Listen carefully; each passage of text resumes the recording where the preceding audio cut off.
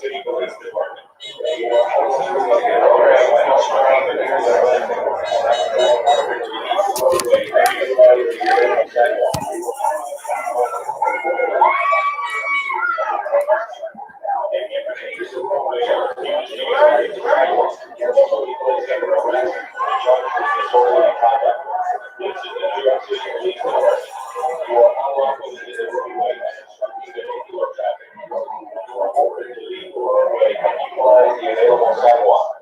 If you do so voluntarily, no charges will be placed against you.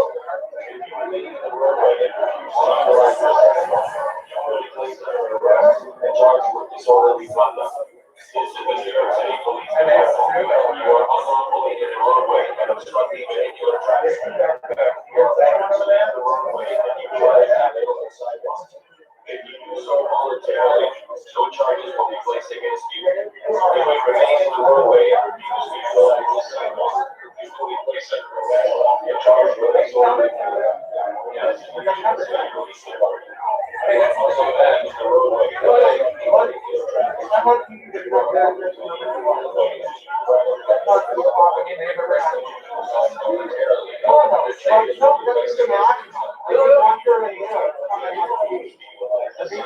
You will be placed under arrest and charged with disorderly conduct. You are unlawfully in the roadway and obstructing vehicular traffic.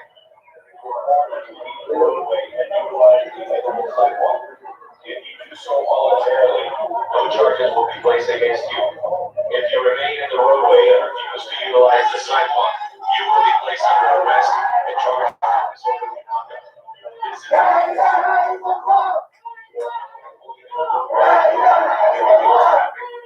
you are ordered to leave the roadway and utilize the available sidewalk. If you do so voluntarily, no charges will be placed against you. Hello, everybody. It is live. It is the American Doofus Show. Don't be a doofus. This is live from New York City. A pro-Palestinian march underway, and a long blue line of police officers have shown up in response.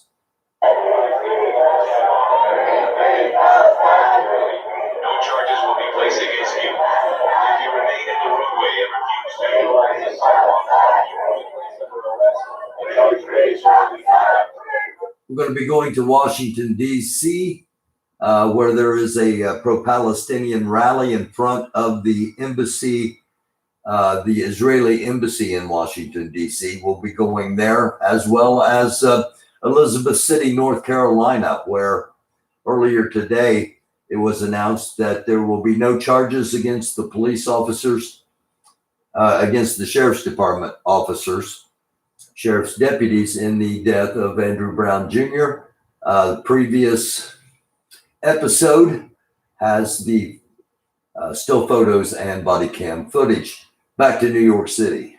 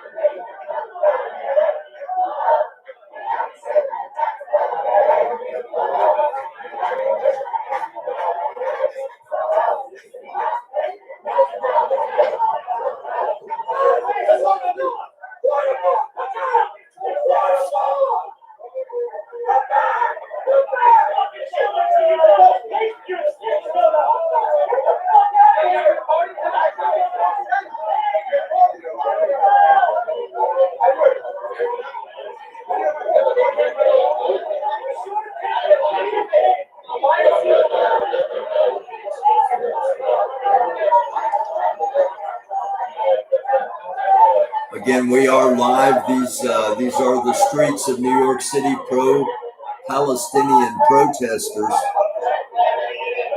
confronted by New York City police.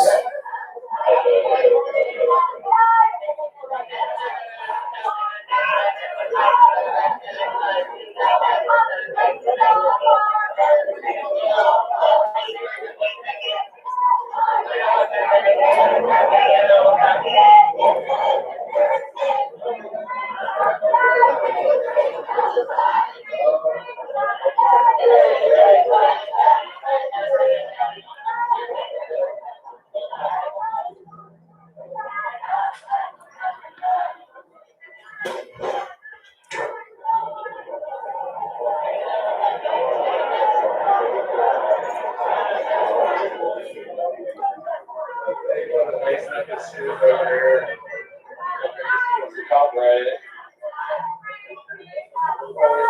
standing around like kids over here.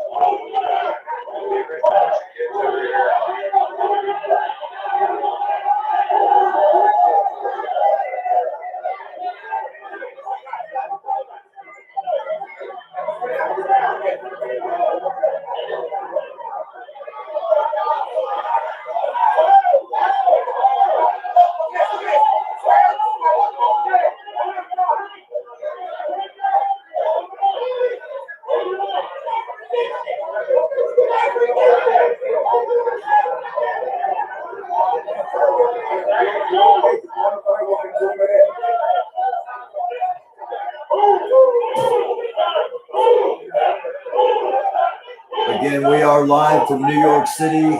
This is As It's Happening, a pro-Palestinian march and police response.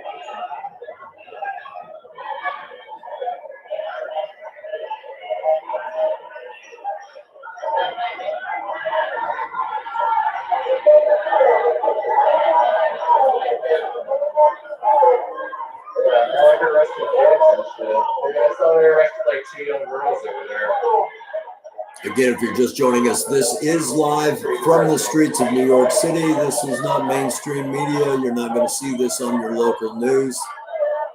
It is live as it's happening. Pro-Palestinian protest underway and being dispersed now by NYPD. That's like 7.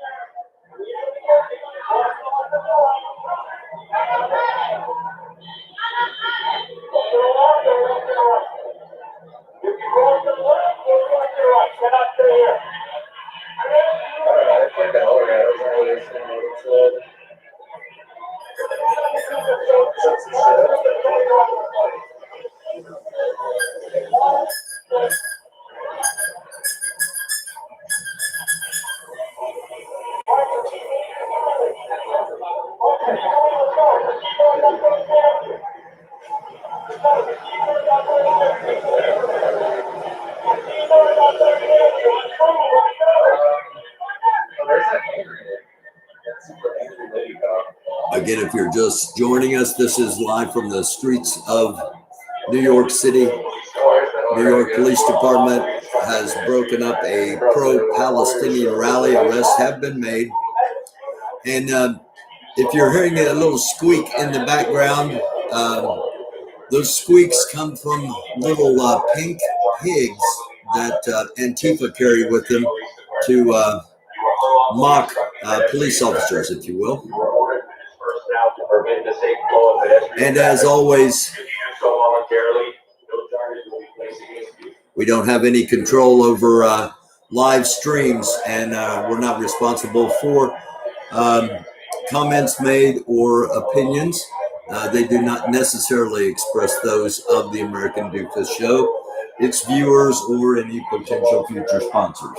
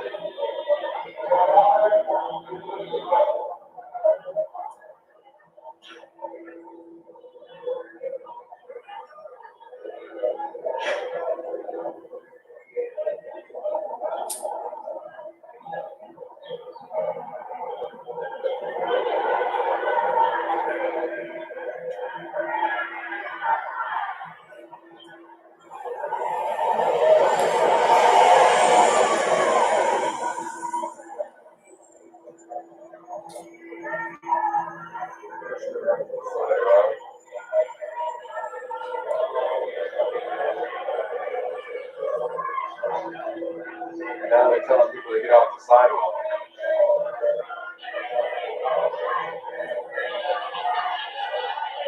And it seems the protesters have regrouped.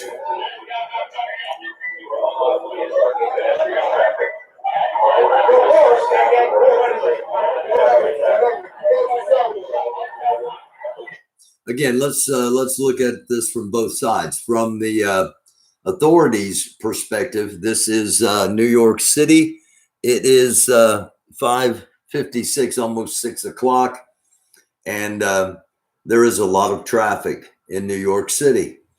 The protesters have been obstructing traffic, and it is a protest that was conducted without permit. So that's their side of it. From the protesters' side, They are tired, as many of us are, of seeing images of children being pulled out of rubble of destroyed buildings, and of seeing conflict where one side is throwing rocks, plastic chairs, and occasional Molotov cocktail, and the other side is using precision guided missiles in many cases, and random tank barrages. And when the world watches and sees people throwing rocks at a force that is overwhelming, the perception tends to lean towards those throwing the rocks as the underdog, at least, and if not one to, if empathy and sympathy, and this is just from a humanity standpoint. This is not religion. This is not politics. This is people, and how it always should be. The focus should always be on people, but we are not there, and we are a long way from there. So off the soapbox, back to what's going on in New York.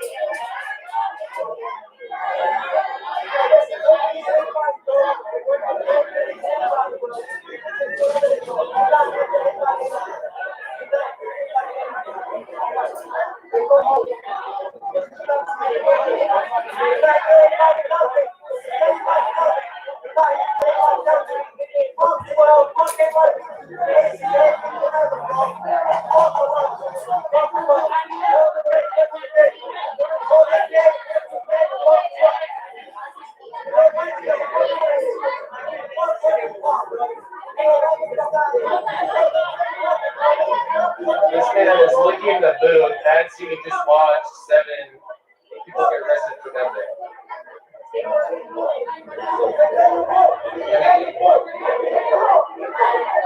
You better. How the fuck do you watch 7 people just get arrested and still respect the police? Probably more people get arrested. That's just like how many I just received a text message with someone that is watching and asked a simple question. Where were the worldwide protests in support of Israel over this past weekend and throughout the past 2 days? Something to think about.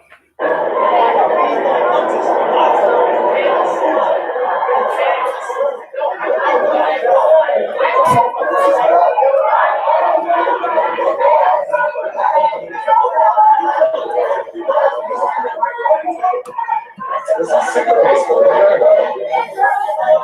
mean, that's the thing. It's like, that doesn't have to be peaceful. This one is except for the police. The police aren't providing it. The police are the aggressors.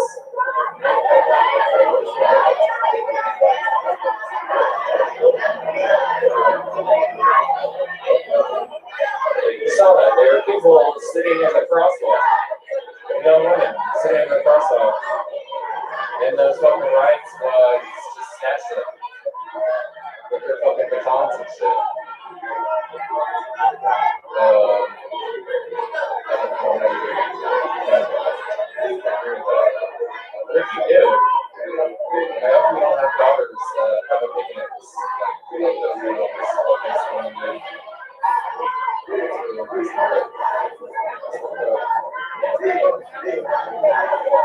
and the men too, they're arrested some men that put them on the fucking ground on their face. That's how they view dudes. Like they think dudes are more violent, so they fucking gang arrest men and split them into the cement. Like really fucking try to humiliate them. Like I swear like that dude's shirt like got ripped off or some shit, It's like, holy shit. Why so violent?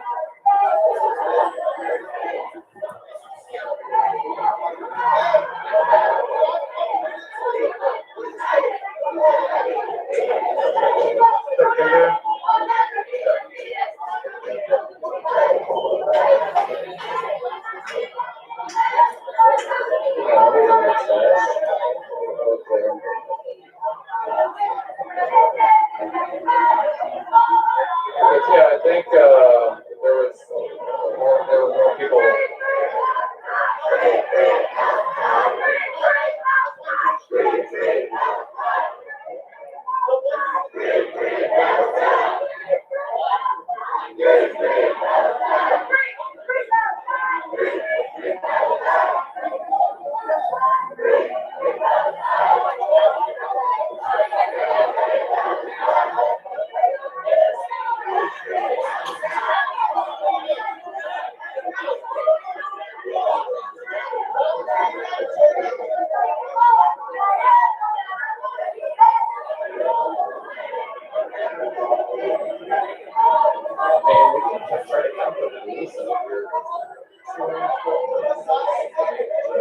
We're going to cut to New York or to Washington, D.C. real quick.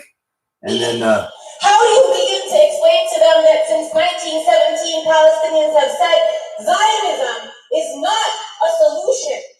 Zionism is not an answer. You are welcome here as our best. You are welcome here as immigrants. You are welcome here in Palestine. You are not welcome here as our masters. You are not welcome here as our sovereign. We belong to this land. We continue to struggle. 1921, 1922, 1929. Revolt, revolt, revolt. 1936. That was our first Palestinian intifada. That was our first boycott. When we boycotted British taxes. Because this, Israel, is an imperial child. Not a child of humanity. A child of imperialism. We revolted until 1930. As you can see, quite a different situation in Washington, D.C. compared to what's happening in New York City. This is a rally that is in front of the Israeli embassy in Washington, D.C. We'll go back for just a couple of minutes and then we'll go back to New York City. Zionism is a form of racism and racial discrimination.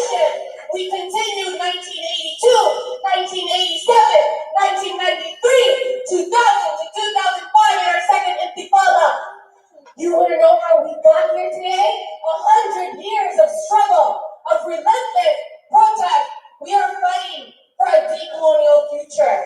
As Muhammad Abu said,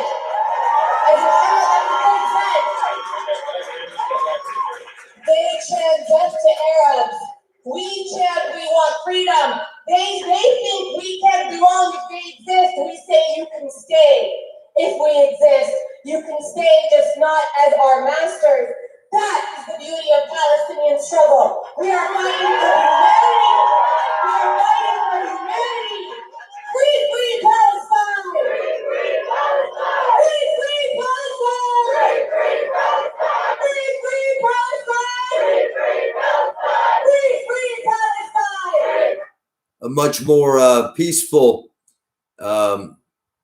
action going on in Washington, D.C. We now go back to the streets of New York here, hopefully. Look at how he's on the bridge of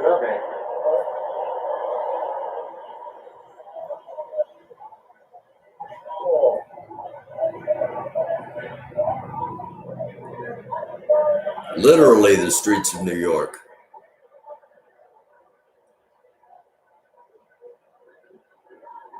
Okay, yeah, I guess okay.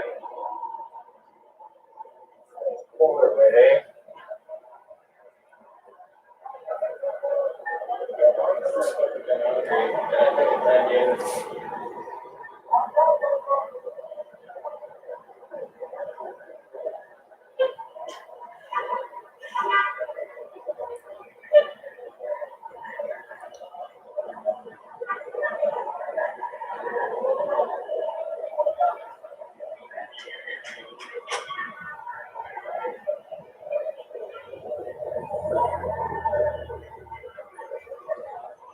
Okay, we are going to go literally from the streets of New York to the streets of Elizabeth City, North Carolina. So, we're getting in the wood now, man, to head towards protest.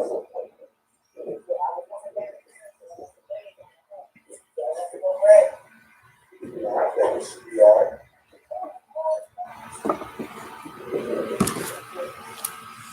So they are heading towards the protest, and well, we've got a minute. I'll say hello to those in the chat. Thank you all for watching. Things are wrapping up in both Washington, D.C. and New York.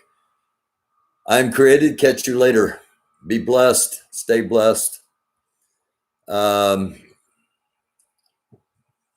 to everyone out there watching. Hit the thumbs up if you would, and consider being a subscriber.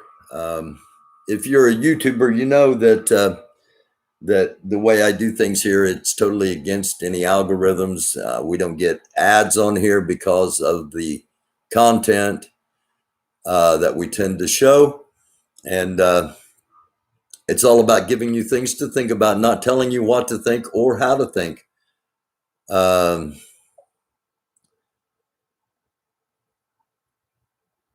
Namaste, Sage. Whitney. Okay, you guys are having a conversation. Religious people use religious books and call it factual research. Not talking about religion at the moment. That is an aspect of what's going on in the Middle East, and always has been. But not in this particular episode. This is just about what's going on, and a lot's going on, and there are a lot of similarities.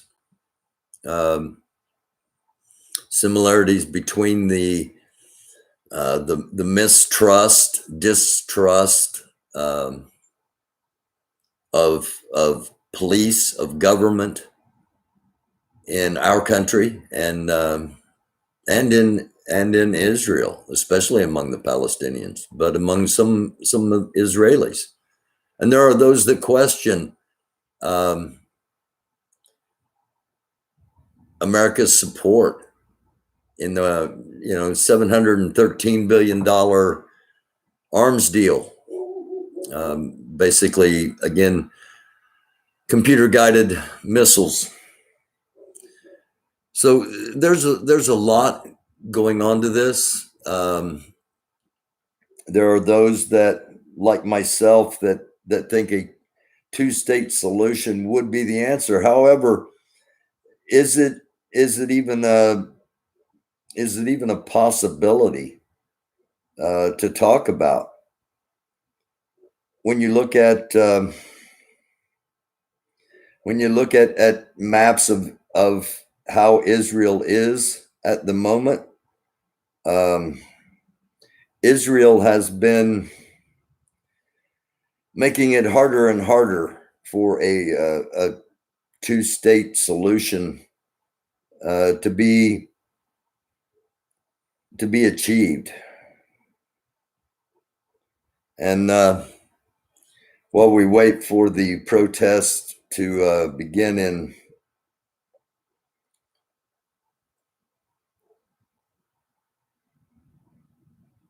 Elizabeth City, I want to play this real briefly.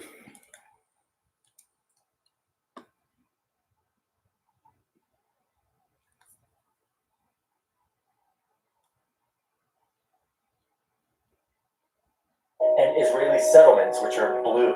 Many people think of this territory as Palestine, but of the 3 million people living out here, almost 20% of them are Jewish Israeli citizens. The Israelis living out here are called settlers. They live in the West Bank, but they're citizens of Israel. As I drive, I'm looking at effectively two different nations woven into each other through decades of conflict. I visited 15 settlements all over the West Bank, talking to people who decided to pack up and move out to the middle of disputed land. We'll meet them in coming videos, but first I want to take a look at the maps that help explain how the West Bank got to look like this.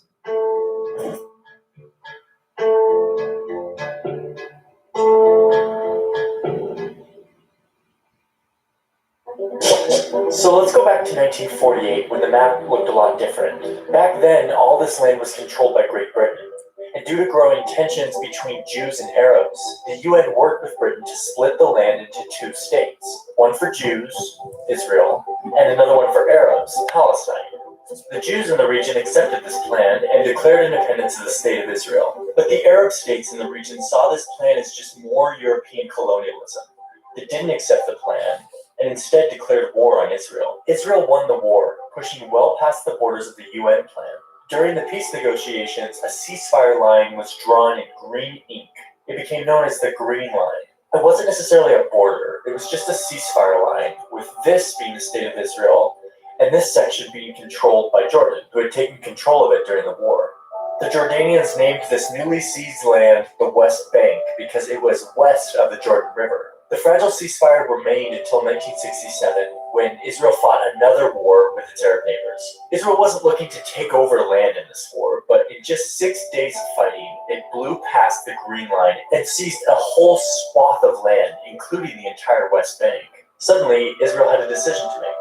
Do they make the West Bank part of Israel and give the 1.1 million Arabs living there Israeli citizenship and voting rights? Do they give the land back to their enemy Jordan? Or else do they let the people create their own Palestinian state?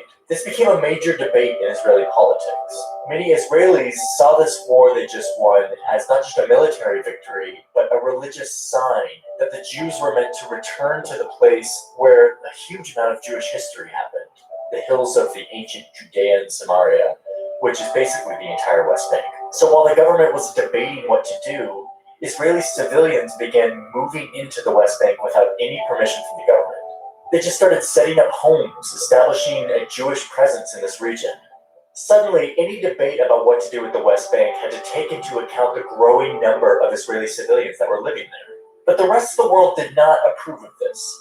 As the settlement presence grew, the UN issued a resolution saying that the settlements had no legal validity and that they constitute a serious obstruction to achieving a comprehensive, just, and lasting peace in the Middle East. They were basically saying that this settler activity was totally illegal. Two different narratives emerged here. One said that Jewish civilians were moving on to mostly empty plots of land that they had captured in a war, and that had deep historical and spiritual significance to them.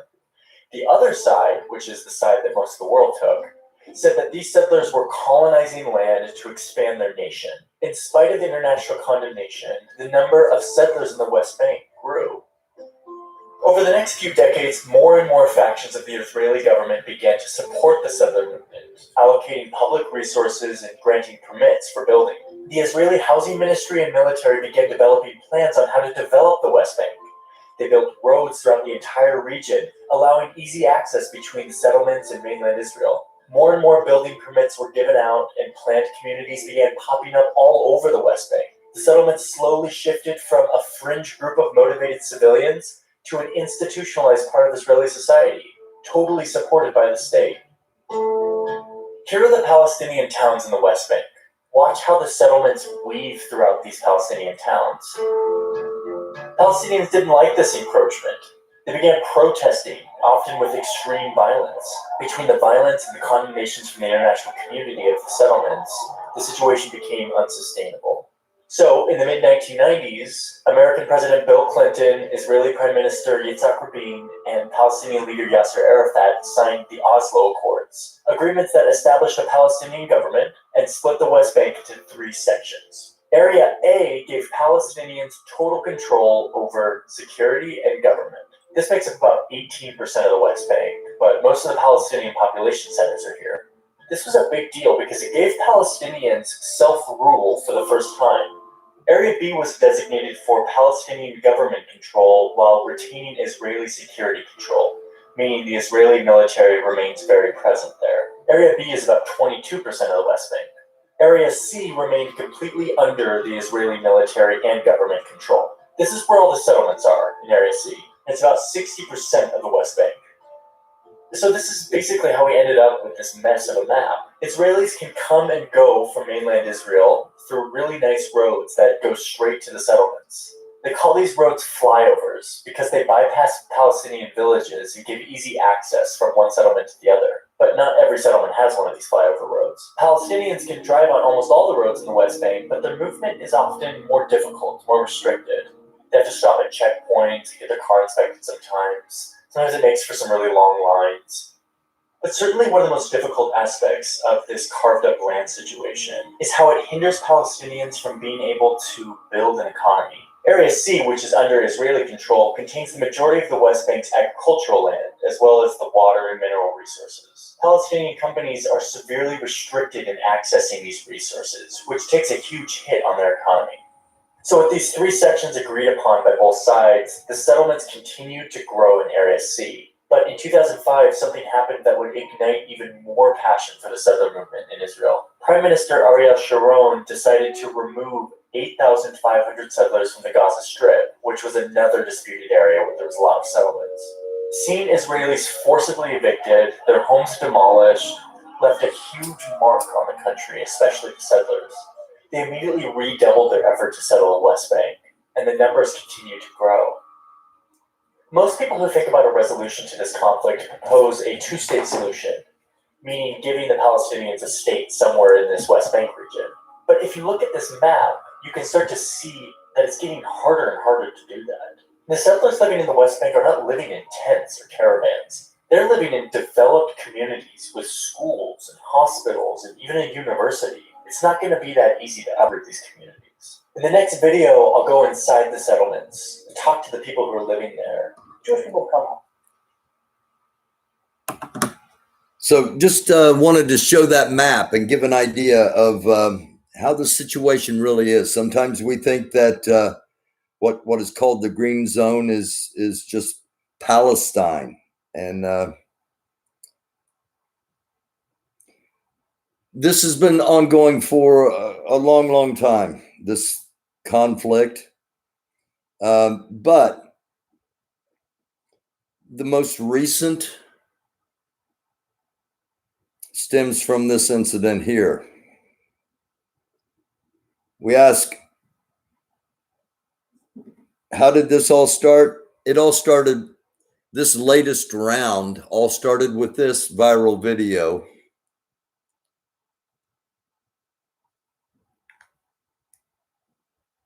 And the eviction of Palestinians from East Jerusalem.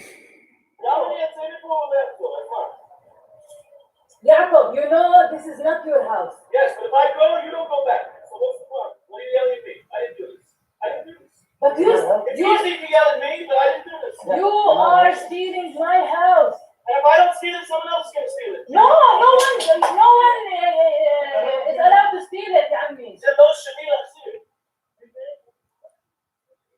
it.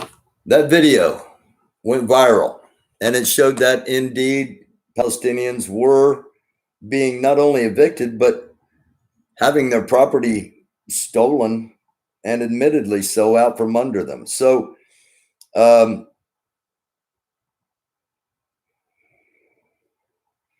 it is a tense situation without an easy reply, without an easy solution, because there's so many layers, and people like me that just ask questions.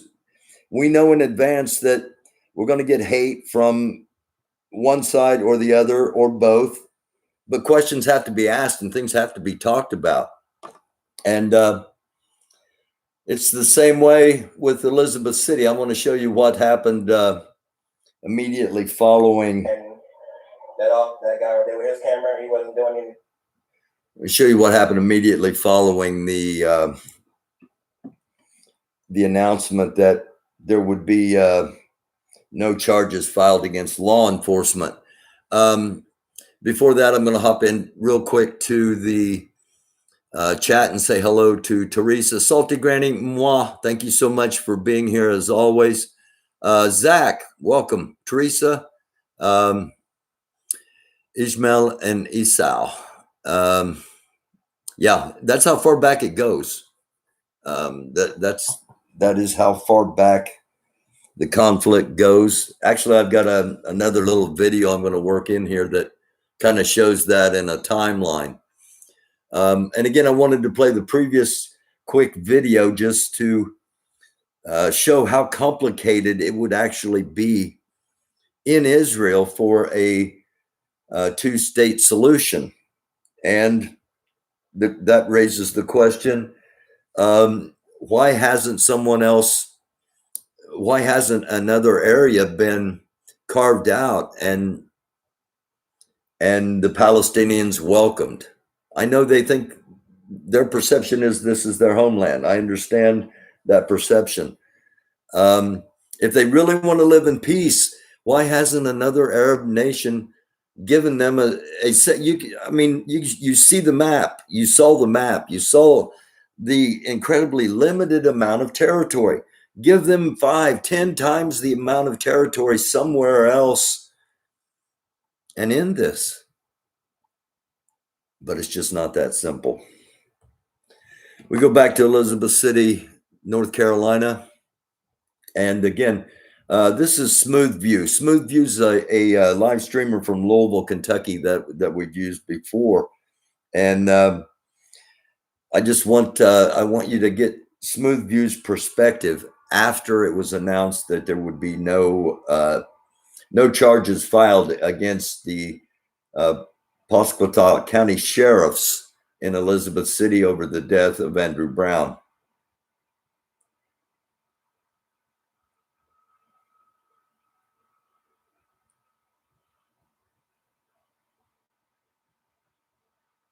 Maybe I left it on pause too long.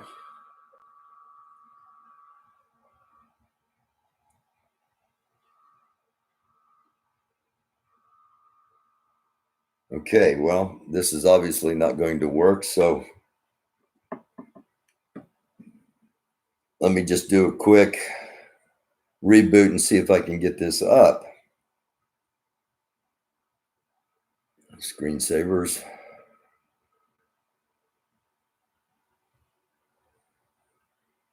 Okay, now it's not letting me come up at all. All right.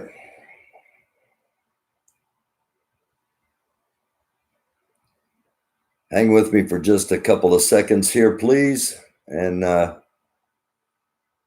we'll go back to Deshaun Soul Morris.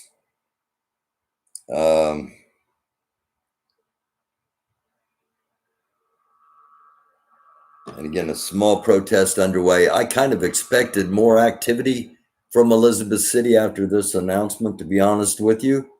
And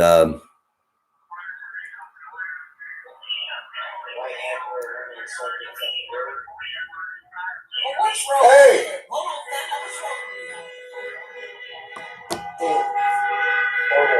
it appears Deshaun's riding in a car supporting the protest from behind.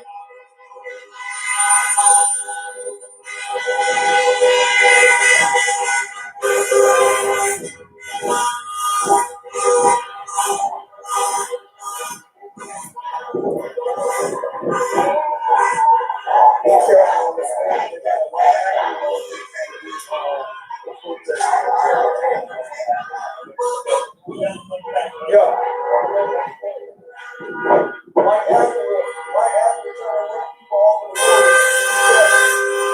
Whoa. White Africans trying to run people off the road. Be careful. We don't know yet.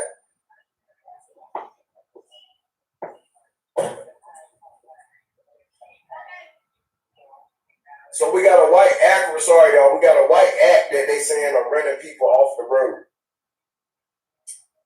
or intending to. We all right. We good. We got our eyes out. Yeah, we definitely got our eyes out. Okay, it appears that there's a vehicle that's running through. Again, this is Deshaun Soul Morris. Deshaun is not a. They saying, like I said, man, we on it, man. Scanner on call just came in, man. Are y'all was, hey, if you got a scanner in your house, and you know you can't get out here, help us out that way, man. Get your scanner on. Talk to us. Okay, there is apparently a car that's been trying to run people off the road, and it's approaching the protest, so they're keeping an eye out on that, as we will here as well. Deshaun is a resident of Elizabeth City. He's not a live streamer. He just carries his phone and documents what's going on in the streets, and you just don't get that from mainstream media. Smooth View will be out. Smooth is a live streamer, and we'll get a much more focused look when Smooth comes on. But until then, I want to play this brief little clip while I have it.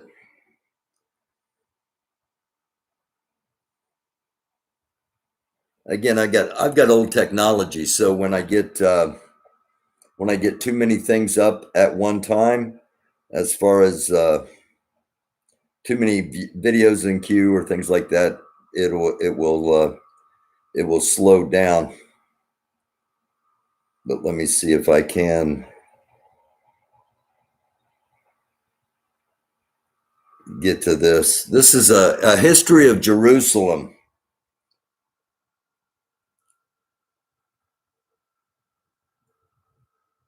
4,000 years in 5 minutes. Because any solution has to include Jerusalem. The first historical mention of Jerusalem is in the Bible, in the era of the patriarchs. King David declares Jerusalem as Israel's capital, known from that point on also as Zion. His son, King Solomon, builds the first temple.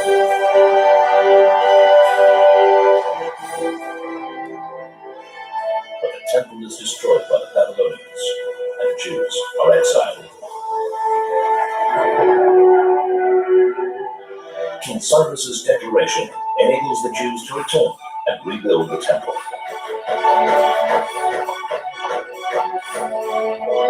Alexander the Great's conquests include Jerusalem. However, his successors desecrate the temple, which leads to the Maccabees' revolt against the Greeks' imposition of Hellenism. The Roman Empire seizes control, and King Herod renovates the temple. large-scale revolt against a corrupt and vicious Roman reign fails. The Second Temple is destroyed, and the Jews are banned from Jerusalem. 60 years pass, and Bar Kokhba leads another revolt for the freedom of Jerusalem. But it fails after 3 years of battle. Jews are banned from the city, renamed by the Romans Aelia Capitolina, in order to eradicate its Jewish heritage. Roman Emperor Constantine converts to Christianity and reinforces the ban on Jews entering Jerusalem. A new religion, Islam, sweeps through the Middle East. Non-Muslims are declared second-class citizens. Crusaders conquer Jerusalem in a bloodbath of Jews and Muslims. 2,000 Jews are burned alive in the main synagogue, and the city is depopulated of its previous inhabitants. The first organized mass Jewish return arrives from France and England. The Mamluks defeat the Christian kingdom of Jerusalem, and building and renovating of synagogues and churches is banned. The great Mishnaic commentator Rabbi Ovadia Bartanura settles in Jerusalem. The Ottoman Empire takes over, imposing restrictions on Jews and Christians, and Sultan Suleiman rebuilds the walls. But as the empire declines, Jerusalem is badly neglected. Still, the Jewish people stream back, build new neighborhoods, and re-establish their majority by 1863. World War I breaks out. The Ottoman Empire collapses and makes room for a new Middle East. The British Foreign Secretary, Arthur James Balfour, declares the establishment of a national home for the Jewish people. Britain receives a mandate to create a Jewish homeland, but forbids Jews from blowing the shofar or reading holy scrolls of the Western Wall. Thousands of Muslims are incited to unleash an attack against Jews in Jerusalem and Hebron. 86 Jews are brutally murdered, hundreds are wounded. UN Resolution 181 declares Jerusalem as a corpus separatum, a separate entity. A Jewish state is declared as Jerusalem is put under siege, conquered, and divided. 58 synagogues are destroyed or desecrated. Harsh limitations are imposed on Jews and Christians for 19 years. The Six-Day War, Jerusalem is reunited and freedom and equality are restored.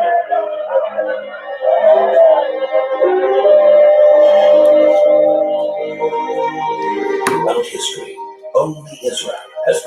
Okay, so that's not a religious look. That's just a look at the colonization that has happened in Jerusalem over the last 2,000 years. Here we go live to Gaza City. All quiet at the moment, thankfully, but lots of bombardments, lots of airstrikes. A missile made it from Gaza into Ashkelon, I believe, the Israeli town, and killed 2 people and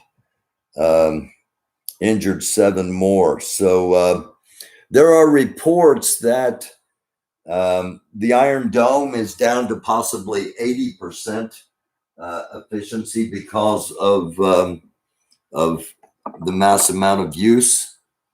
There are reports that confirmed reports that missiles have been launched from Syria into Israel and from Lebanon into Israel, and Israeli warplanes have retaliated in Lebanon. Also reports of attacks from the sea by Israeli Navy boats, and it's getting to the point where you start looking at players outside of the area. In some of the incredible still shots, including missiles before they were blown up, I have a hard time believing those missiles were produced in Gaza by Hamas, having seen previous Hamas missiles. These missiles are probably coming from Iran, and Hamas is being used as a proxy in an attempt to ignite a conflict with Israel that is on its way to fulfillment. And again, this is just people I've talked to. This is in no way officially announced. You're not going to hear this on mainstream media. People aren't going to talk about these things, but that's where it's at. And while I'm talking, I want to talk about something that's horrific. That is hard for me to even conceive, but as an analyst, you have to look at things. And the Palestinians have not always been the favorite cousins of most Arab countries. I asked the question earlier, why wasn't land allocated for them somewhere? Why, wouldn't that settle this? On the surface, it seems it would. Then you get into the religious confrontations. Anyway, how valuable are the Palestinians to the rest of the Arab world? Would they be worth the sacrifice to totally destroy Israel and destroy the Palestinians, or many of them that are in what they call their homeland, just as what the Israelis called their homeland? It's a horrific thing to think about, but I know it's being discussed in military headquarters in and around the Arab world. Should we just destroy the whole thing so nobody lives there? Horrible to think about. Horrible to think about. But again, the Palestinians have never been the favorites of any of the Arab nations. Are they getting played? Are they being used as a ploy? That's the politics of it.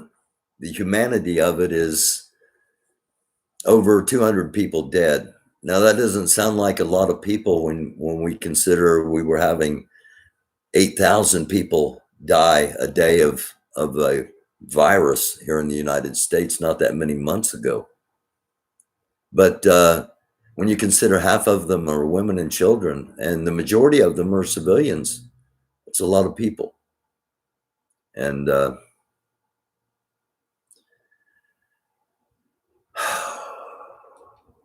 we are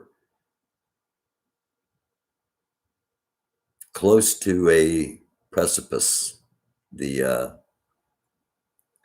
point where something's going to happen.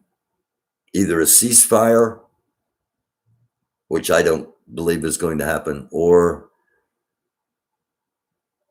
another attack on Israel by many, if not all, of the Arab nations and their allies. A ceasefire and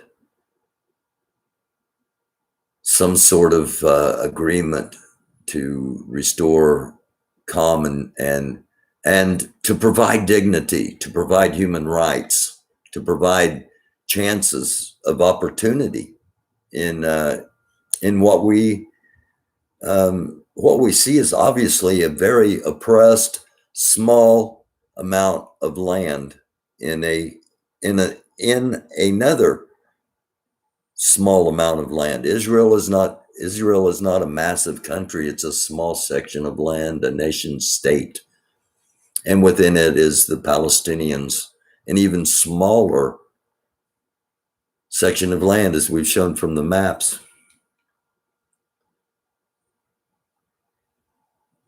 It is sick, and it's sick to think about, Teresa, but you have to think about it. Because if we don't think about it, how can we stop it from happening? It is absolutely sick to think that there are people in military planning areas discussing how much to value or devalue the Palestinian people. Would it be worth it to get rid of them to get rid of Israel? You know, it's being talked about, not just here, but it is sick. It is sick. And that's why it has to be stopped. It has to be stopped, and it has to be stopped 3 days ago.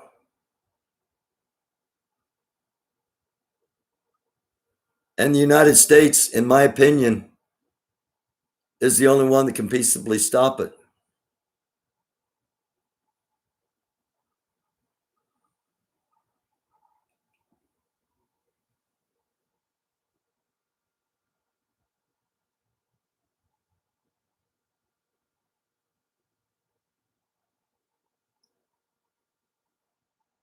Thankfully, nothing happening at the moment in Gaza.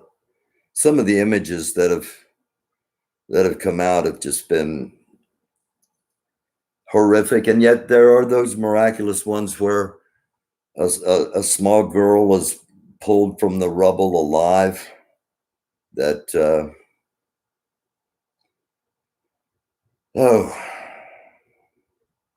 that make you realize the importance of humanity.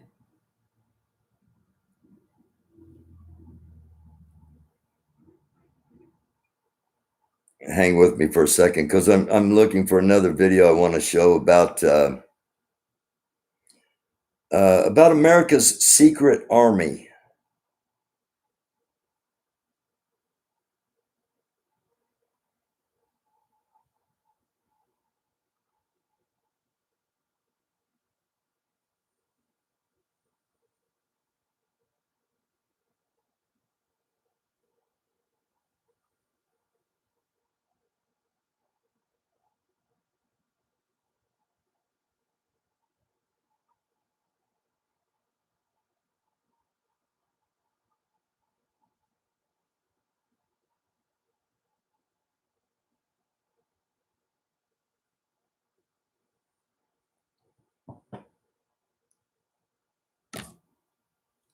Watch this. Some of you may have known this information. Teresa, I'm afraid you're right. Military in the world. It can demonstrate authority in any part of the world, in any theater of war, whether it is the land or the air or the high seas. No one in the world can miss American deployments in foreign lands, but America also has a secret and undercover army, an army of 60,000 officers, one that the world knows nothing about. A new report claims these shadow warriors are spread out across the globe, across the world's biggest conflict zones from Pakistan to West Africa. Our next report tells you more about the Pentagon's secret army. They are low profile. They operate under false identities and disguises, sometimes even behind enemy lines.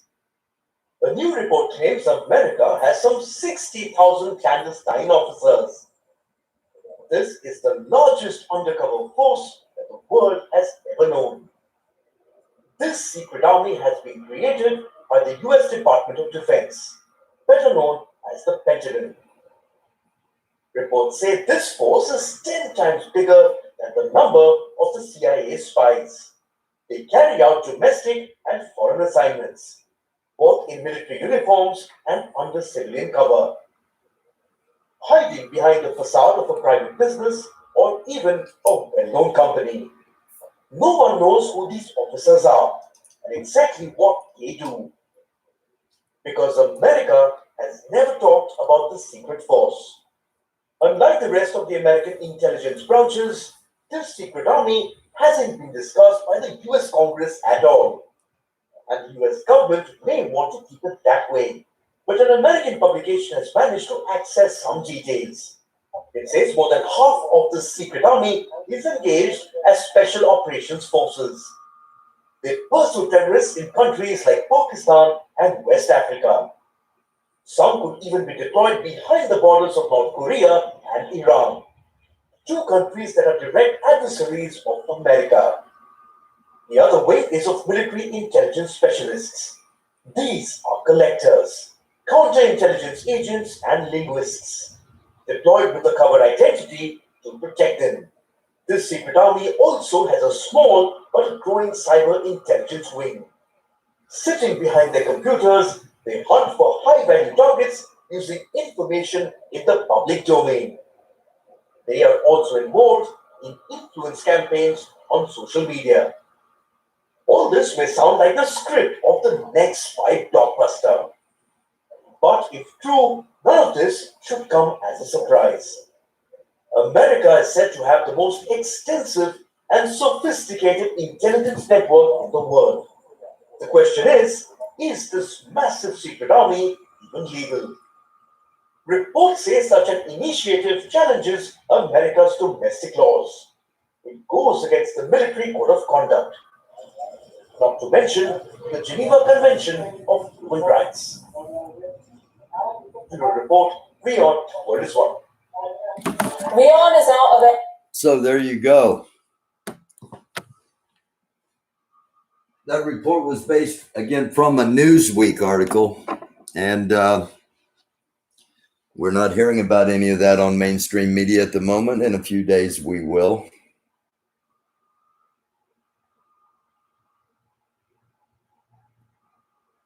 I want to go to this report. This is 10 minutes old, so this is the latest out of what is happening in the Middle East. By subscribing to our channel before moving on to our video, you can be instantly informed about the last news and comments. The longer the conflict between Israel and Hamas continues, the more likely the conflict will spread to a wider geography. We stated yesterday that missiles were fired from Lebanon to Israel and Israeli artillery hit Lebanon. Qatar-based TV channel Al Jazeera reported that Israel fired at least 20 missiles at a village in southern Lebanon alongside the said artillery shots. U.S. Chief of Staff General Mark Milley said the escalation between Israel and Palestine could further destabilize the region. Climbing can spread to the countries of the region. He made his warning. Despite these risks and ceasefire pressures, there are backstage information that Israel will continue the attacks until it reaches a certain goal that will create a perception of absolute victory. However, it is also possible that Israel itself will be prey while going hunting here. Because Hamas has the potential to launch really interesting and creative attacks, destroying Netanyahu's entire perception of victory. Finally, a statement came from Israel to strengthen the possibility of the spread of conflicts. Let's start examining the details together. Israel says it is examining origins of the drone and whether it came from Syria or Jordan. The military said it shot down a drone entering its northern borders with Jordan on Tuesday morning, in what appeared to be the seventh such attack since the beginning of hostilities between Israel and Hamas last week. Earlier this morning, a drone approaching the Israeli border in the Emek HaMayanot area was intercepted after being monitored by the Israeli Air Force. The drone fragments were collected by security forces, the Israel Defense Forces said in a statement. The IDF added that it was examining the origins of the drone and whether it came from Syria or Jordan. It has reported multiple drone launches by Hamas forces over the course of the fighting, including an explosives-laden unit that was downed and fell on the launch squad in the Gaza Strip on Saturday, killing 2 militants. In a new development, several of the drones were downed by the Iron Dome interception system, which had previously not been calibrated to handle the autonomous vehicles.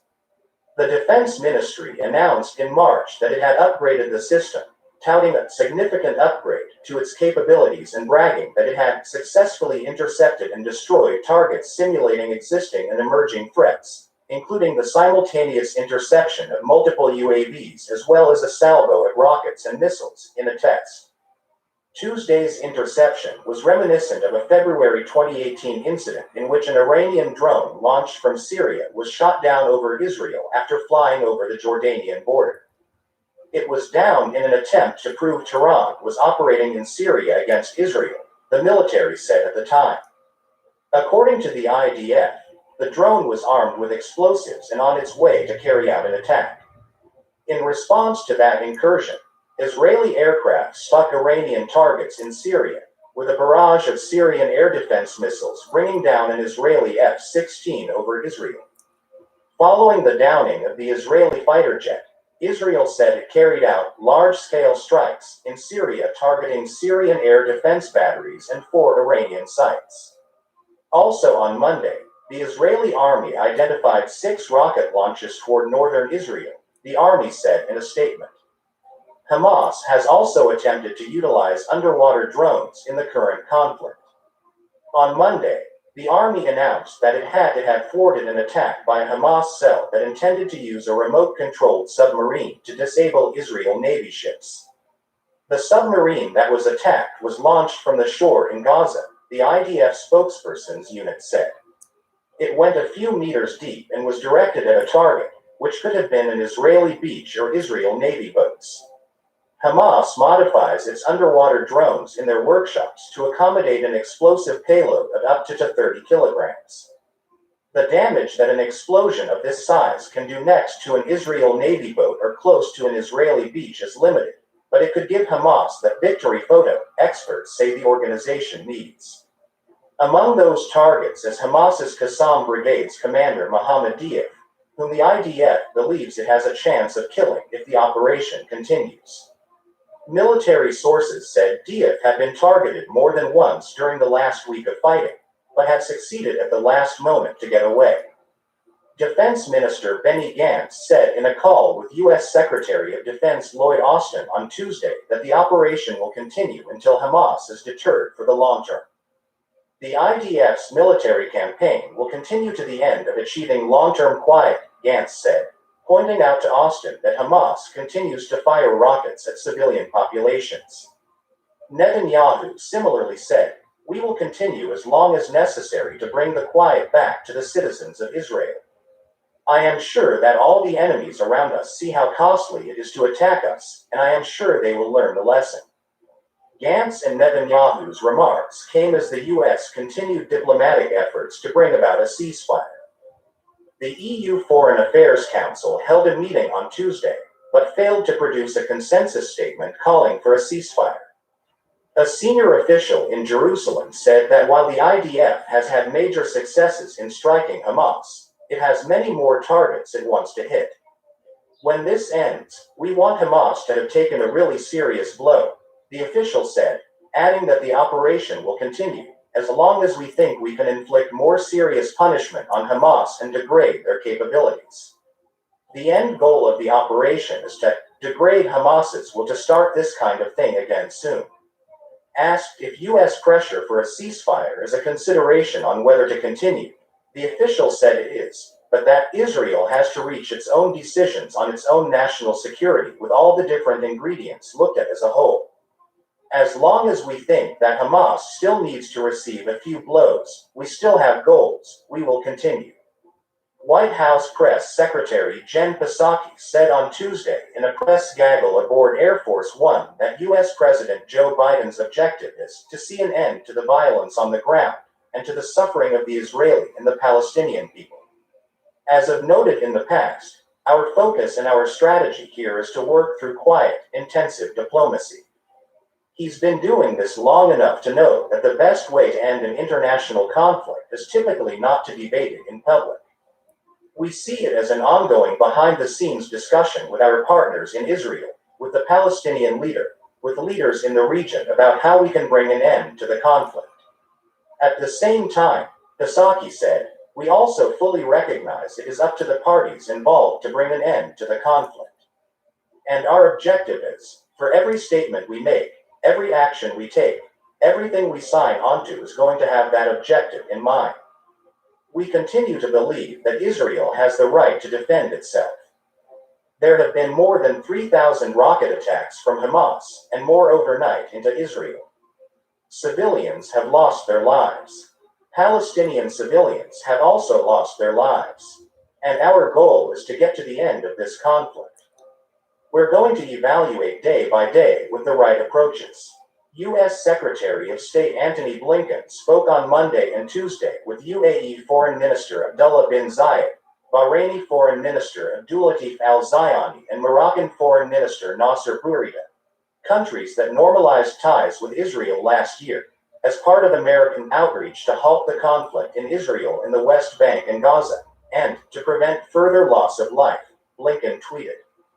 The EU held its Foreign Affairs Council meeting via teleconference, with serious divisions over what to include in its statements, which led to the meeting ending without a formal conclusion.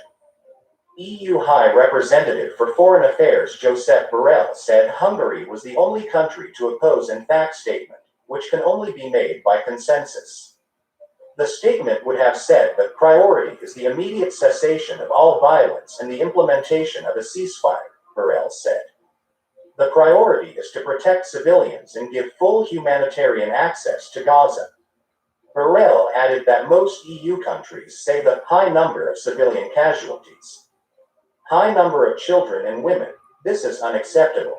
In addition, he said, we condemn the rocket attacks by Hamas and other terrorist groups on Israeli territory. We fully support Israel's right to self-defense, but we have also considered and stated it has to be done in a proportionate manner, respecting international humanitarian law.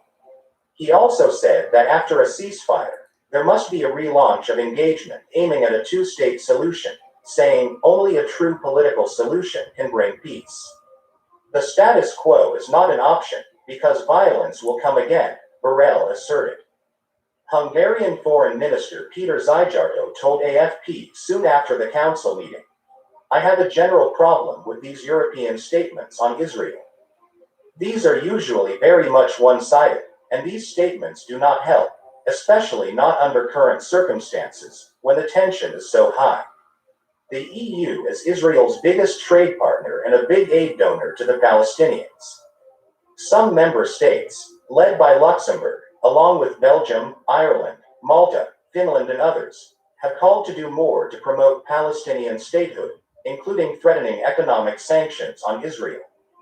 Other countries, including Germany, Hungary, the Czech Republic, Austria, Greece, Cyprus and Poland have defended Israel's interests. Austria flew an Israeli flag over the federal chancellery in Vienna on Friday.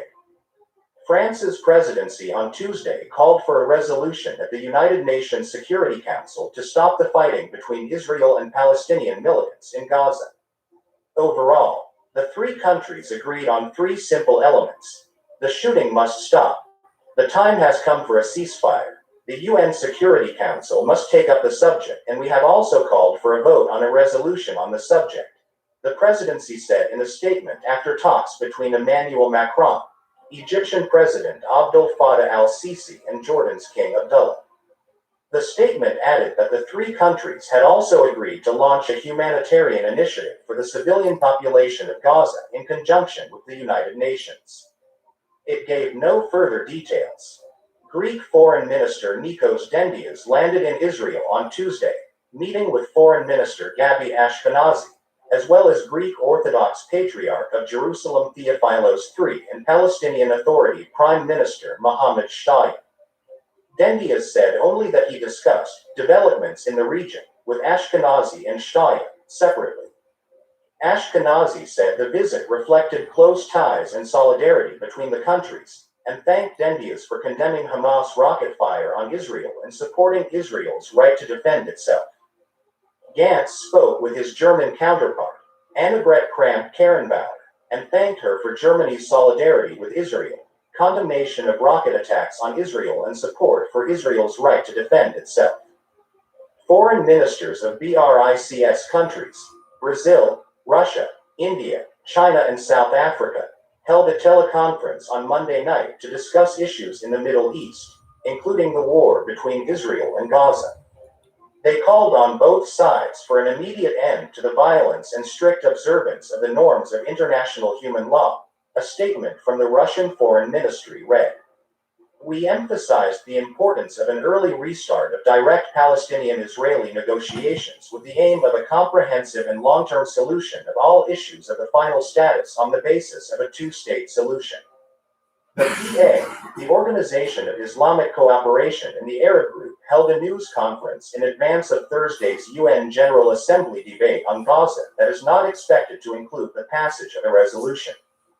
Palestinian ambassador Riyad Mansour said he expected the UNGA would have high-level attendance and would demonstrate massive solidarity with the Palestinians.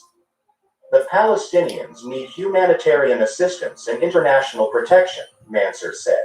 He took issue in particular with the United States' decision to block a Security Council ceasefire statement condemning Israel-Palestinian violence, which spoke of hostilities in Gaza and Jerusalem, but failed to mention the barrage of Hamas rockets launched at southern Israel. One country did not allow the UNSC to issue a declaration, Mansour said. Business as usual cannot prevail in our region. To tell us, be quiet, let us fix the Gaza Strip, that will not elevate us to what is needed, Mansour said. The Palestinians cannot continue to live under this Israeli apartheid regime, Mansour said, adding that this occupation has to end. Algerian Ambassador Sofiane Mamoni, who chairs the Arab Group, said conversations were still ongoing among UNSC members about the issuance of a ceasefire statement. We are fully aware of the politics on the UNSC, but we remain hopeful that the UNSC will fulfill. So there you go. That's that is the latest out of the region from Deep Source. And some of the things you heard in there, I've been talking about for the past few days, sadly. Again, it does appear that, yes, it is a proxy war, Guy Jimmy. I'm afraid you're right, Teresa. I'm afraid it is going to spread. It is spreading. And anyone that knows scripture knows the signs leading up to and the was executed by Pasquotank County Sheriff's Department as well as in a joint task force with Gary County. the signs and the location of Armageddon. I didn't want to step on our streamer. Thank you to Kerwin Pittman. Kerwin Pittman from Elizabeth City is currently giving us this look.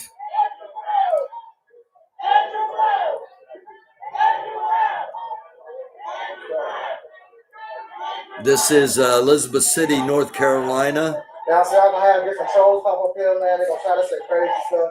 And so I try to block them as I see them, y'all. But like, man, it's a lot. You have a lot of people up here, man. Really Trump supporters who are deeply rooted and want to uphold the principles of this racist system. And man, when the people come together and stand in solidarity and unity and show people power, when they organize, strategize, and mobilize and try to overthrow this system, they don't like that. If y'all really look at the dynamics, ain't too much change and nothing new under the sun from back in the day to now. Some components might change, but the essence of it remains the same. And this is the cycle we trying to break.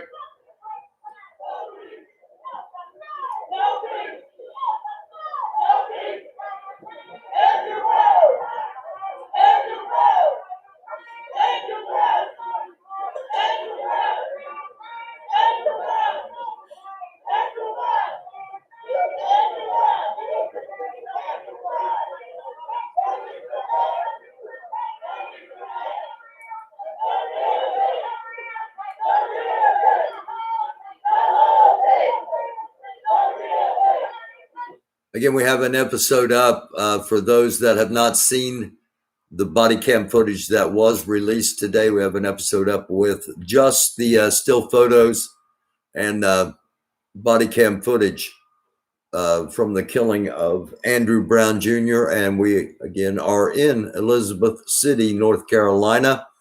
There have been word that there would be counter protesters. There's been word every single day, much like in Louisville. When we were covering the Breonna Taylor actions. But so far, nothing, thankfully. And it remains a peaceful protest. growing in numbers as time moves along here, and we will stay here for just a few more minutes. Anybody has anything for me specifically in the chat, get it up here. If you got a question for me or a comment or anything, get it up here in the next couple of moments if you would.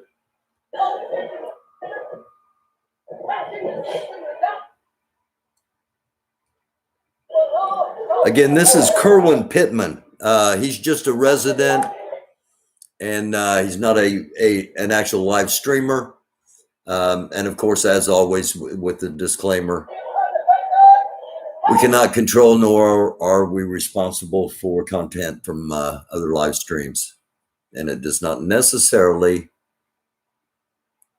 mean we agree with everything that has been said. No, no, I don't have, I don't currently have an attorney.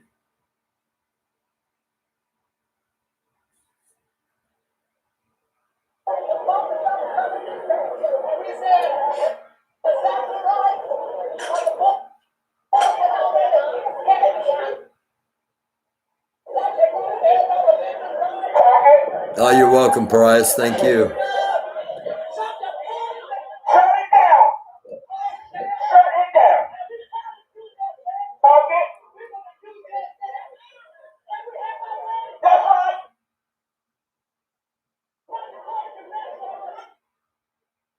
Cali guy, I was in the military. We do have a secret army, and we trained with Guardians from Destiny 2 universe.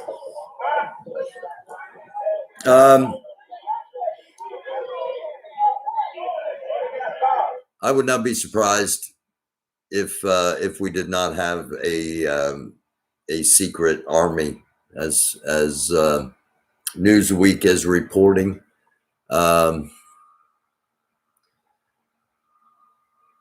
And you have to wonder, is that what was happening in Portland and Seattle when vans were pulling up and people were just being pulled into vans and disappearing without any kind of insignias identifying who they were? You know, again, just something to think about.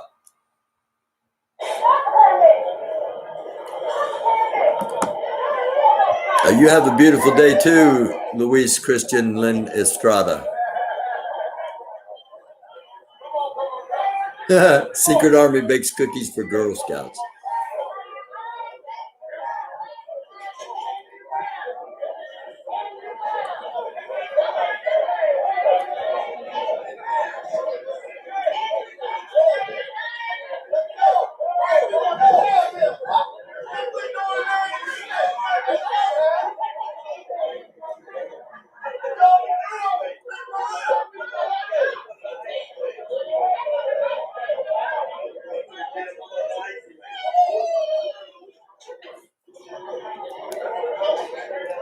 If you're wondering what's going on here in Elizabeth City, previous permits have stated that they were allowed to march as long as they kept moving. And I think this is a bit of a action that no, you're not going to tell us. We're going to stand here.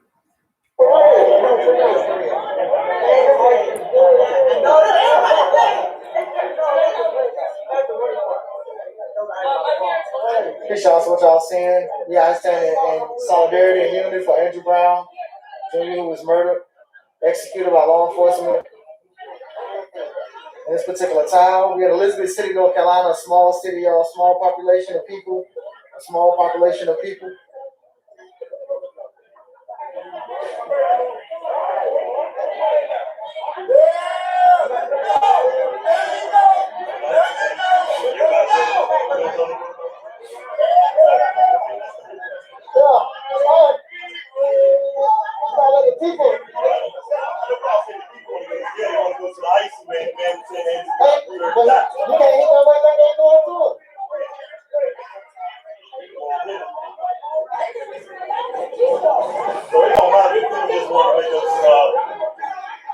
A statement in front of the man who made it. in there daily. You got a reason why he puts it out there.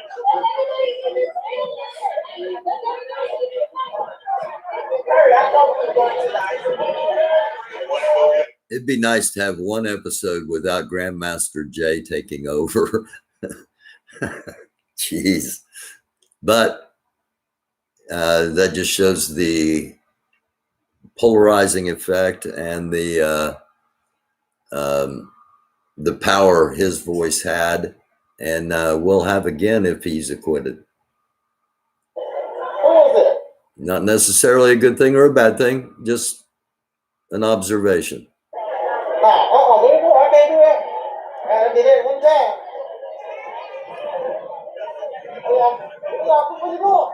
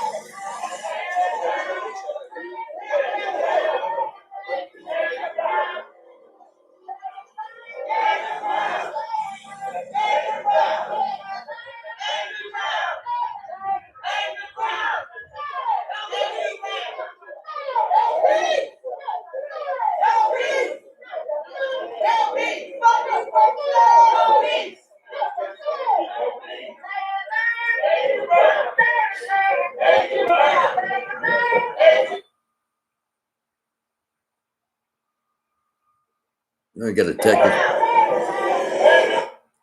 technical difficulties going on. Again, this is live from Elizabeth City, North Carolina.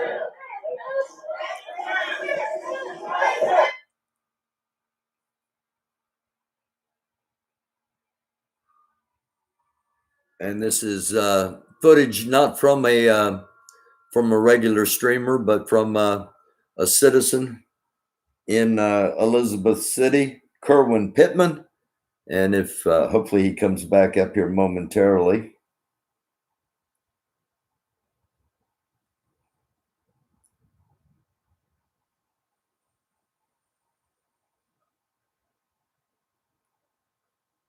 But he may not.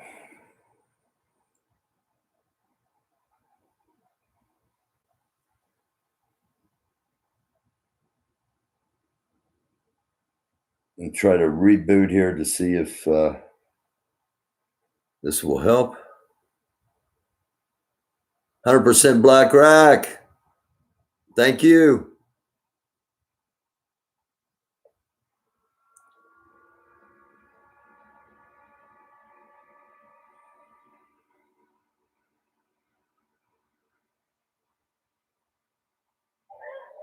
There we go.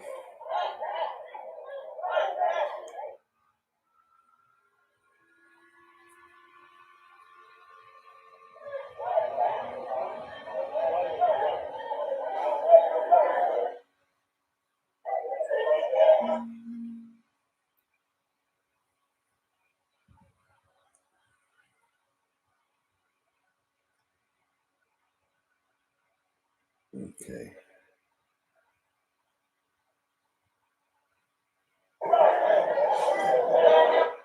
going to cut back to Deshaun Soul Morris for a minute. He's got a little better stream that's coming from inside.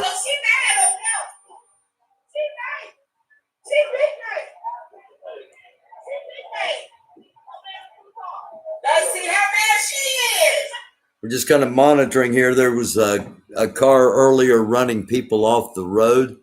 Again, Elizabeth City, North Carolina. Deshaun Morris with the feed, another Elizabeth City resident. And he's in his car following the protesters. Puffin,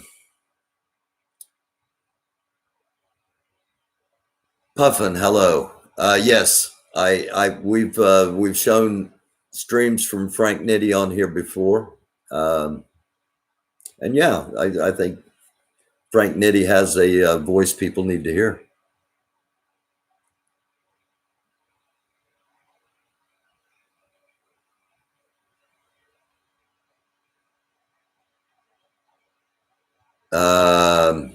Is tomorrow, Luis Christian Lynn Estrada, is tomorrow the day that I thought Grandmaster Jay's court date was like on the 24th or something, or the 20th. I don't know. But no, I will not. I will not be in court. No, Grandmaster Jay. I've put out several attempts to get an interview with him, and no. So no, I'm not going to go down. I will if somebody is down there covering it, I will show that. But now, if I thought there was the opportunity to get 5 minutes of him on camera and answer a couple of questions, I'd be down there. But I think it'd be a waste of my time. So no, I'm not going to be down there. I don't wish him ill. I hope that I hope he gets his platforms back, because I have never agreed with taking his voice away because of a different charge. I don't see how pointing a gun at federal officers mandates that somebody not have their social media platforms, especially if if you got a big enough platform to make money off of it. I mean, if you shut this platform down, it's not going to impact a lot. But shutting him down had a big impact, and I don't think that's coincidental. I thought it was the 20th, so it's a day after tomorrow. I don't know. I may run down there. I may run down to Louisville just to cover it and get some comments from some other people, even if he wouldn't answer a question or two. I'm a day ahead, and dates don't matter when the public will never know what we are doing. I'm reaching out to you due to your political career. We will file subpoenas to allow you to share your views. Oh, that's all right. You don't need, no, nobody wants to hear my views.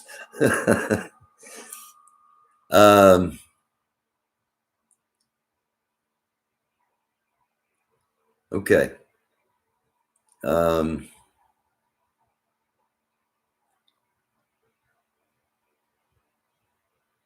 Okay. All right. Gotcha. You're in Guam. Okay. Yeah, you'd be a day ahead then. He shouldn't lose his free speech. I've always felt that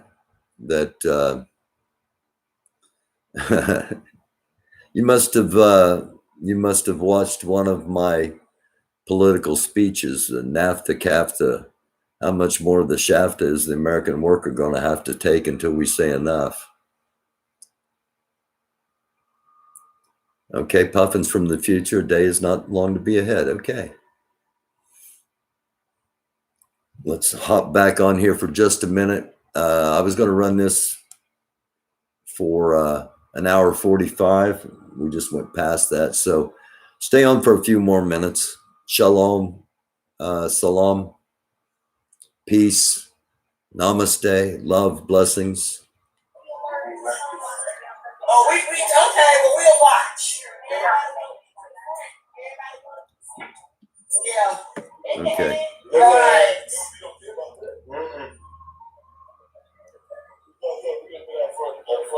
I swear. You know I'm not there.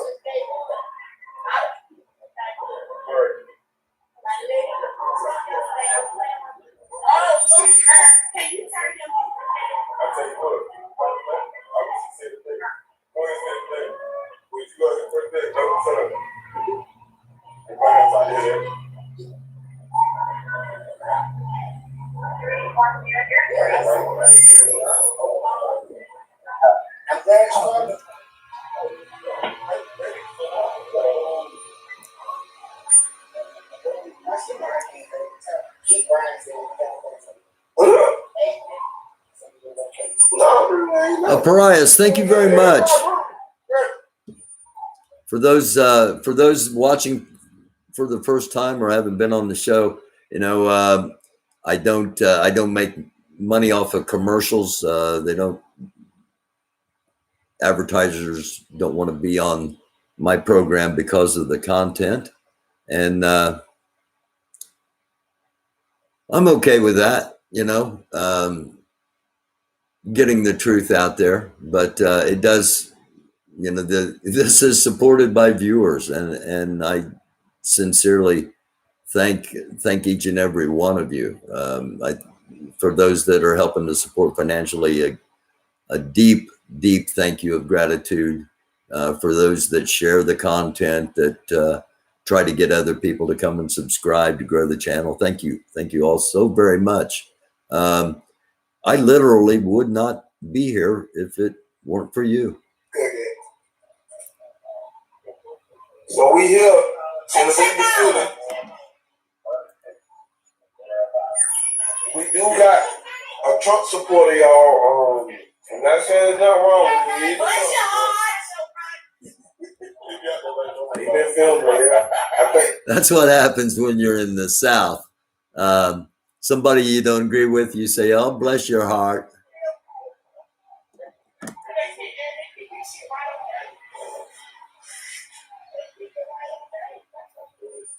so the people are upset, man. Like we mad. EA Womble came down today. Somebody doing something right. And said that the officers will not be getting charged with the death of Andy Brown. Shit, me. We coming. We coming. T-Rex, I wonder if Joe even knows about the army, the secret army. I wonder if he has a clue or has been informed. Just something to think about. Oh yeah, bless your cotton picking heart.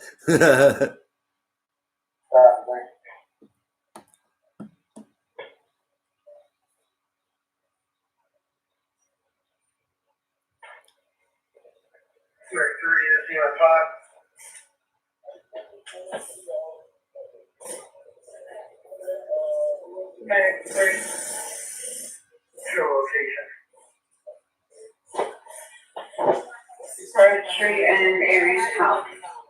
What's that truck behind me? Copy that. You got troopers all the way down the Arian House, but there's no assembly on it, so you should be good. Again, what you're hearing is the scanner. They've got a police scanner in their car, monitoring police activity as it relates to the protests.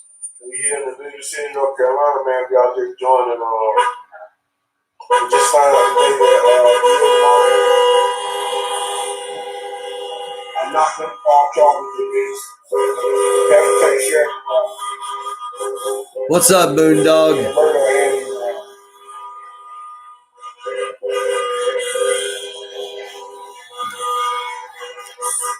Puffin, no, there was a report we played earlier in the live that was based on a Newsweek article that's just coming out, and I believe it was an India news source in India that put together the report that supposedly there's a 60,000 person secret army around the world, even behind enemy lines, and also working domestically on three fronts: propaganda, if you will, politics, within social media, and then directly as spies, special ops, and various other activities that are normally associated with the military. Moondog, it's been a busy day. Some body cam footage and a few still photos were released from the killing of Andrew Brown. We got those on a previous episode. There were protests in Washington, D.C. and New York City over freeing Palestine. And it appears that something's going on here as the soul's running.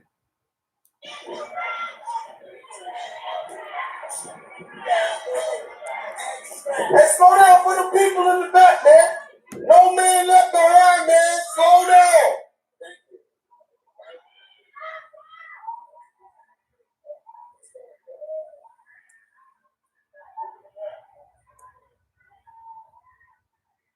Okay, that's again. Deshaun is a citizen of Elizabeth City. We've had him on, and he shoots his videos live. Gives us a view that we're not going to get anywhere else unless you're watching him. So much appreciation to being out there. I'm going to be going on for. I'm going to go on for about 5 more minutes here. And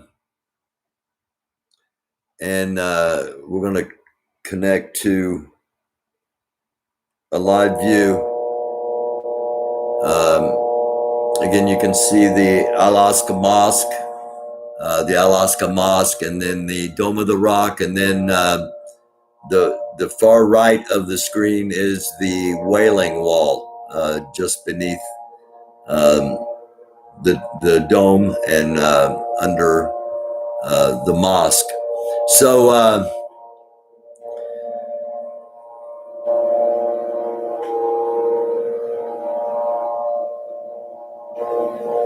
again, we're going to be on for just a few more minutes. Anybody has anything? Moondog, I'm doing well. Thank you for asking. I hope you're having a good day too. It's been hectic.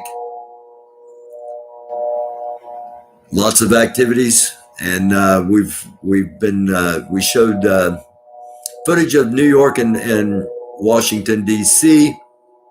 The New York protest was thwarted by New York NYPD, New York Police Department officers. And we've also had several clips in amongst this live, some good information, maps of what it's really like, where the settlements are, and how Israel currently sits, and a report about a secret army. That secret army is controlled by the United Nations. Okay, I am looking forward to the Newsweek article and reading it, doing my own analysis, and making my own notes and my own opinions from it. So you'll be hearing about that coming up in future episodes. But as for now, we're going to go ahead and wind things down and wrap things up. If you do want to help keep the channel going, hit that little square at the bottom underneath comments and make a donation. Or you can hit the Cash App, $ American Doofus, all one word, AmericanDufus. If you want to email me, it's americandoofus@gmail.com. And hit the notification bell so you know when we are back on. Anytime something is happening that is worthy of being live, we jump on and try to get it out there to you. And don't tell you what to think. We don't tell you how to think. Occasionally I give my opinions and tell you what I'm thinking, but that doesn't, that's not necessitating that I'm trying to get followers. I'm trying to get viewers. I'm trying to give people things to think about, and that opens people's minds to concepts and ideas that might not otherwise be put out there. So I love you all. I thank you all for watching, and I will be back. Again, hit the notification button because you never know when. It is the American Doofus Show. Don't be a doofus. I'm your host, Barry Walsh. I love you all. Peace, shalom, salam, blessings, Have a wonderful, wonderful time until next time we talk. May you be blessed. It's a dark world. Don't be a light. The American Doofus Show. And don't be a doofus.